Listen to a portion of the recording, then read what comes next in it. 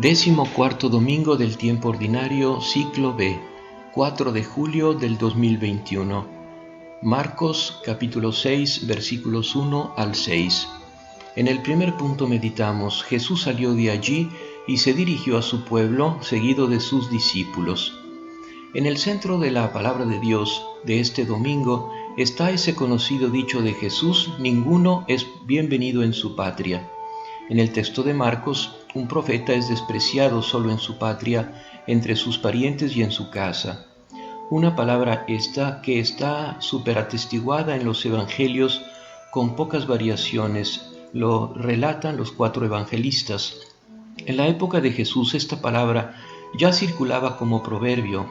Jesús la hizo suya para expresar su situación en su patria. Detrás de esa palabra hay un acontecimiento muy concreto en la vida de Jesús: el regreso a Nazaret, que tuvo lugar después de haber comenzado su ministerio público, por lo tanto ya no como el simple carpintero de unos meses antes, con el que estaban acostumbrados a hablar de mesas, de yugos y de arados para hacer o reparar, sino como un maestro que habla con autoridad y llama a la fe. La escena se desarrolla en la sinagoga, es decir, en el centro local del culto y de la oración, donde la gente se reunía para leer la Biblia y escuchar las explicaciones de los rabinos. Sucede, por así decirlo, en la iglesia parroquial de Nazaret. Conforme a la práctica religiosa de su pueblo, Jesús va a la sinagoga y, habiendo leído un pasaje de la Biblia, comienza a enseñar. Podemos imaginar la expectativa y la curiosidad de los nazarenos.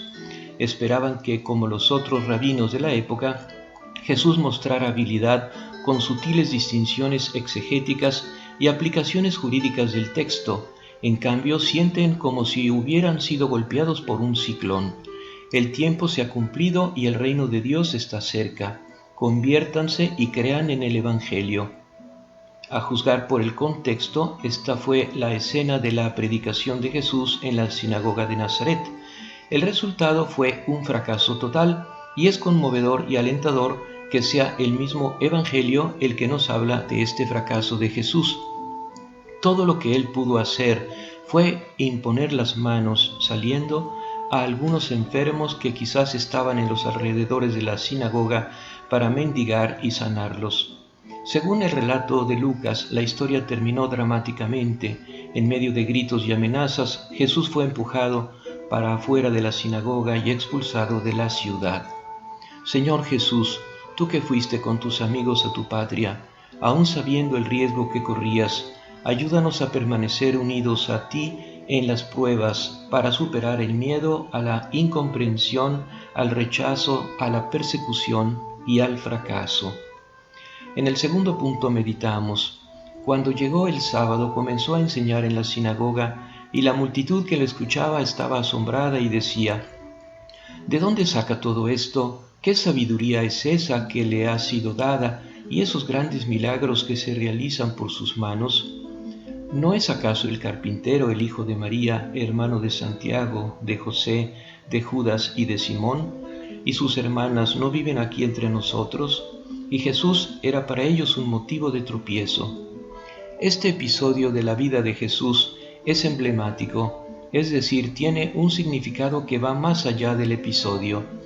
Puede tomarse como un símbolo de toda la existencia terrenal de Cristo. Así lo ha visto Juan en su Evangelio. Vino a su pueblo, pero los suyos no lo aceptaron. Nazaret es el pueblo judío, su patria. Nazaret es el mundo. El mundo fue hecho por medio de él y, sin embargo, el mundo no lo reconoció.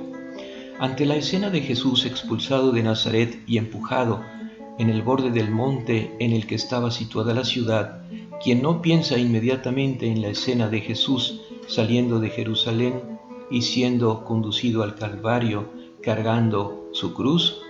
Ante este desenlace, la pregunta más natural que surge es: ¿por qué los suyos, su pueblo, no lo aceptaron? Y, de manera más general, ¿por qué un profeta no es aceptado en su patria? La respuesta que da Juan es: porque los hombres aman las tinieblas más que la luz. Tienen miedo de la luz porque les revela que sus obras son malas. Pero intentemos también entender a los nazarenos.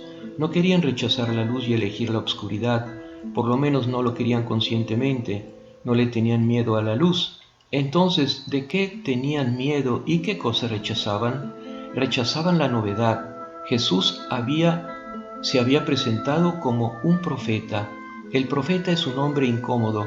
A veces, como en el caso de Ezequiel, descrito en la primera lectura, él es un desafío que Dios lanza a su pueblo. El profeta es Dios que impone su estilo y su paso al hombre, obligándolo a quebrar su propio paso. Por tanto, el profeta es la novedad de Dios, lo inesperado, el cambio.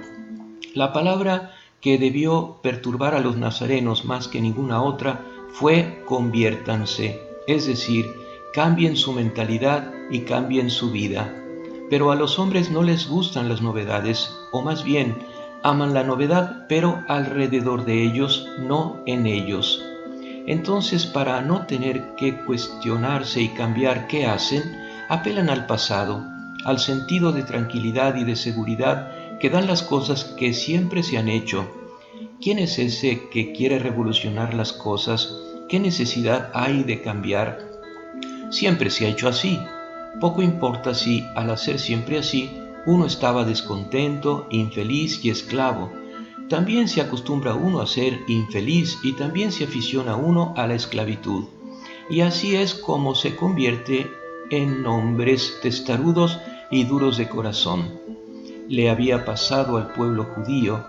En largos siglos posteriores a su exilio, había perdido la familiaridad con los profetas y en compensación se había apegado cada vez más a las instituciones, los rabinos, los sacerdotes, la sinagoga, el sábado.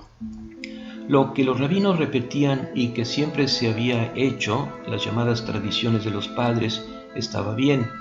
No se excluye que los nazarenos hubieran tenido prejuicios contra Jesús por parte de los escribas enviados por las autoridades de Jerusalén para desacreditar sus milagros entre la gente, diciendo que echaba fuera demonios en nombre de Belzebul. Las autoridades se habían pronunciado y los nazarenos encuentran más seguro estar con la autoridad que con el profeta. Lo delicado de todo esto es que no es una elección neta y clara como la que hay entre la luz y la oscuridad. La autoridad también es un bien y está establecida por Dios cuando es establecida por Dios. La fidelidad a la tradición también es un valor, especialmente cuando esta tradición se entrelaza con las intervenciones de Dios. Cuando esta fidelidad se echa a perder y se convierte en resistencia y rebelión contra Dios, cuando se convierte en un velo para cubrir la pereza, cuando es un pretexto para no retomar el camino, aceptando el riesgo, el abandono y la disponibilidad propios de la fe. Los nazarenos, y en mayor medida el pueblo judío, tenían signos para reconocer que en Jesús era Dios quien interpelaba a su pueblo. El Evangelio proclamado con fuerza a los pobres, a los ciegos que veían, a los cojos que caminaban, a los leprosos que se limpiaban. Si no quieren creerme, al menos crean en las obras. Espíritu Santo, aumenta nuestra fe y amor en Jesús. Danos la docilidad para dejarnos transformar profundamente por Él y la generosidad para dejarnos llevar por Él todos los días de nuestra vida. En el tercer punto meditamos. Por eso les dijo, un profeta es despreciado solamente en su pueblo, en su familia y en su casa, y no pudo hacer allí ningún milagro, fuera de curar a unos pocos enfermos, imponiéndoles las manos, y él se asombraba de su falta de fe. Jesús recorría las poblaciones de los alrededores enseñando a la gente. Todo esto que hemos dicho ya es tremendamente actual, pero debemos esforzarnos por actualizarlo todavía más. En primer lugar, ¿quiénes son hoy para Jesús los suyos? ¿Cuál es su patria y su casa, sino nosotros y sino la Iglesia? Por lo tanto, es a nosotros, una vez más, a quienes se dirige la palabra de Dios. Nos vemos obligados a admitir que incluso entre nosotros, Jesús no obra muchos milagros y que su palabra a menudo está atada. Si nos preguntamos por qué, a la luz del Evangelio de hoy, surge inmediatamente una palabra en primer plano: por causa de la incredulidad. Solo que ahora hemos entendido en qué consiste este tipo de incredulidad. Consiste en la pereza, en el apego obstinado a nuestros hábitos y a todas las seguridades materiales que vienen del pasado y que nos impiden abrirnos verdaderamente con fe a la fuerza del Espíritu de Dios, que siempre hace cosas nuevas, aunque sí coherentes con las antiguas. Consiste en rechazar la idea de que incluso los buenos cristianos, incluso los perfectos observantes de la ley, suponiendo que los haya, incluso los maestros en Israel, puedan necesitar una conversión radical y continua, que incluso las iglesias locales, con un pasado glorioso, pueden necesitar aprender de otras iglesias locales, sin excluir a las del tercer mundo. Los nazarenos encontraron un pretexto para su incredulidad en el hecho de que fuese uno de ellos quien predicaba la conversión, uno que era hijo de tal o pariente de otro tal, al que habían visto comer, trabajar, sudar, dormir y andar por la calle. Estaban escandalizados por la encarnación.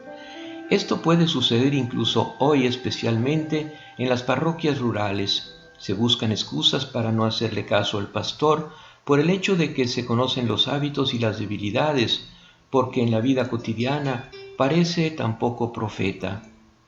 Pablo recordó que el poder de Dios se manifiesta plenamente en la debilidad. Para Jesús fue una debilidad ser un hombre como los demás, tener él, el Hijo de Dios, un nombre, unos parientes, una patria. Para quienes proclaman hoy la novedad del Evangelio, es debilidad la inevitable brecha entre la palabra y la vida, el cansancio, la pobreza del lenguaje o de la cultura, alguna miseria en la propia familia.